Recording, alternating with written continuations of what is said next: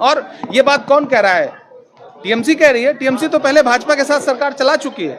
ये तो पूरा बंगाल जानता है, पूरा देश जानता है। अपने अशकों से अपना रुमाल बचाए रखिएगा, अमन मोहब्बत वाले सब आमाल बचाए रखिएगा। हम यूपी को बचा नहीं पाए हैं उनके चंगुल से, आप दरिंदों से अपना बंगाल बचाए रखिए। देखिए, ये संगठन समीक्षा बैठक थी। किसी भी पार्टी की बुनियाद जो है उसका कैडर होता है, उसका संगठन होता है।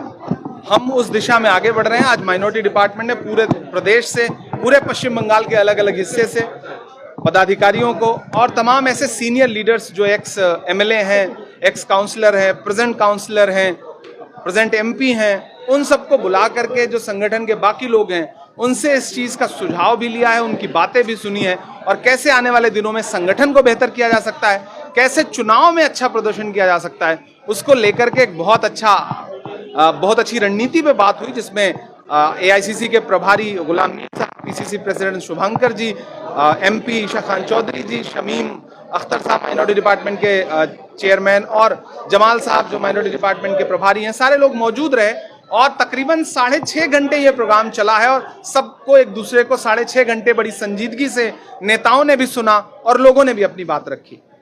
Okay, thank you.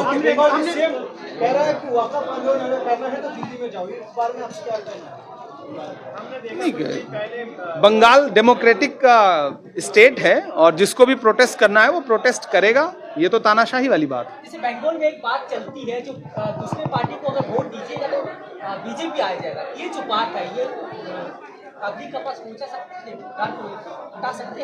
नहीं, बिल्कुल पहुंचाएंगे, हमारा संगठन पहुंचाएगा। और ये बात कौन कह रहा है? टीएमसी कह रही है। टीएमसी तो पहले भाजपा के साथ सरकार चला चुकी है। ये तो पूरा बंगाल जानता है, पूरा देश जानता है। नहीं, इंडिया अलायंस में जब अगला लोकसभा का चुनाव आएगा तो देखा जाएगा। अभी तो जो स्टेट का इलेक्शन है, हम अपने संगठन पे काम कर रहे हैं। बहुत सारे स्टेट ऐसे हैं जहां पे इंडिया अलायंस एक बड़े लार्जर पैमाने पे बना था, उसमें होने के बावजूद वो लोकसभा चुनाव के लिए बना था। उसमें जो पार्टियां हैं वो लोकसभा चुनाव में, आपके सूबे में इंडिया अलायंस का सवाल आप क्यों पूछ रहे हैं जब लोकसभा में ही वो चीज इंप्लीमेंट नहीं हुई थी? जैसे बंगाल में इतना कुछ होता है, घटता है तो राहुल गांधी को दिखाई नहीं देता, जो हाथ पूरा देश में घूमता है, तो बंगाल में कुछ होता है तो काहे नहीं आता? देखिए, कांग्रेस पार्टी का जो भी सिपाही यहाँ पर, संगठन के जो भी लोग हैं, अगर वो जा रहे हैं तो राहुल जी के बिहाफ पे ही जा रहे हैं। अगर हमारा पीसीसी प्रेसिडेंट किसी मुद्दे पे खड़ा हो रहा है तो वो राहुल गांधी के रिप्रेजेंटेटिव के तौर पे ही तो खड़े हो रहे हैं। तो आपका ये कहना कि दिखाई नहीं देता, बिल्कुल दिखाई देता है। पार्टी उसके लिए आवाज उठाती है। राहुल जी भी आएंगे, राहुल जी भी उस तरह का इशू होगा तो जरूर आएंगे राहुल जी। Thank you. अपने अशकों से अपना रुमाल बचाए रखिएगा, अमन मोहब्बत वाले सब आमाल बचाए रखिएगा। हम यूपी को बचा नहीं पाए हैं उनके चंगुल से, आप दरिंदों से अपना बंगाल बचाए रखिए।